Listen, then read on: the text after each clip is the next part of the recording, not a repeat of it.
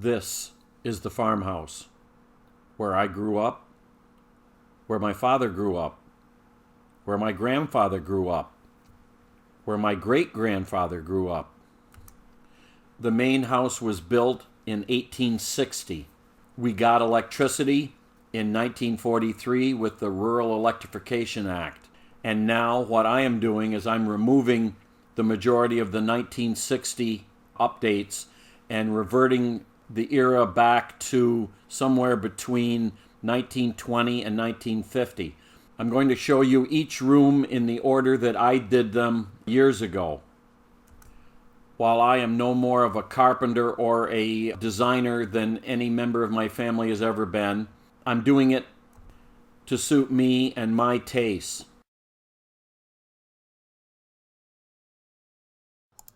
Back in Chapter 2, we installed the window. In Chapter 4, we installed the vent fan and the wiring and the wall insulation. So now in Chapter 10, we're looking at the beadboard wall that has been installed and primed. For a 50s bathroom, we really had only 3 color choices: seafoam green, the yellow, and blue. And we didn't like the yellow and we didn't like seafoam green, so we're going with this blue. And then for the vent grill to match, we sprayed it with plastic primer and then painted it with the same blue that we were putting on the wall.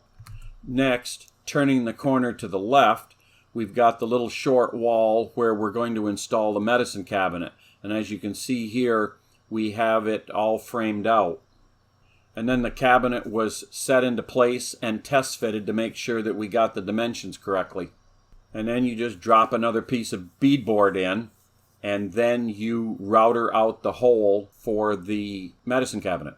And then test fit again just to make sure that we got it right. Then prime and paint. And then to get the medicine cabinet to mount permanent, we installed that bracket that it attaches to. Then we wired it up and slid it into place and turned the lights on, and that's right out of the 50s, guys, with twin T12 fluorescent tubes. Now actually right here we need to step back a bit because we had to do some restoration to that medicine cabinet. When we got it out of an old house, it needed some work. You can see the inside, there's some rust, and the original porcelain finish is scuffed. And so what we did was we wet sanded it and used Rust-Oleum rusty metal primer on it. And then we used Rust-Oleum white porcelain hard epoxy paint. The stuff takes 3 days to dry, but it dries very hard and it looks a lot like porcelain. And then we had the problem of the door closer. When we got it, the little plunger that is supposed to hold it closed was gone. And what the previous owner had done is they had bent the catch, so you can see that it scrubbed on the wall, and we figured we could fix that. On Amazon, we bought a 3/8 ball bearing and super glued it into the hole, because you cannot buy that plunger assembly and you can't fix the plunger assembly because it's inside the unit and you can't get at it.